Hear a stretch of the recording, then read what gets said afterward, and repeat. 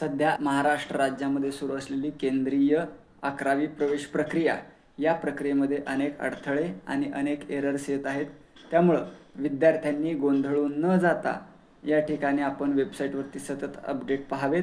आत्ताची जी मुदत देण्यात आलेली आहे ती 5 तारखेला म्हणजेच गुरुवारी दुपारी 2 वाजेपर्यंत ही आपण ऑनलाईन प्रवेश प्रक्रिया आणि आपले प्रेफरन्सेस आपल्या चॉईस निवडण्यासाठीची मुदत आहे. परंतु आजची परिस्थिती पाहता आजसुद्धा ही वेबसाईट चालू होण्याची आपल्याला चिन्ह दिसून येत नाहीत, लॉग इन होत नाही किंवा आपण निवडलेले प्रेफरन्स कॉलेजेस लॉक होत नाहीत.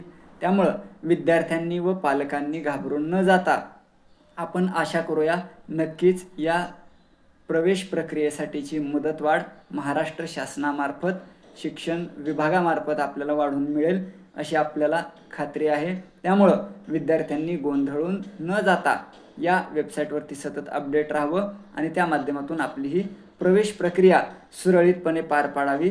आपण या वेबसाईटवर दिलेल्या हेल्पलाईन क्रमांकावरती सुद्धा आपले प्रश्न विचारू शकता.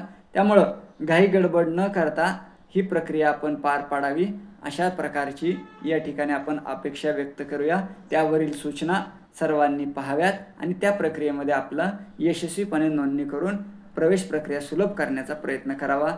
धन्यवाद.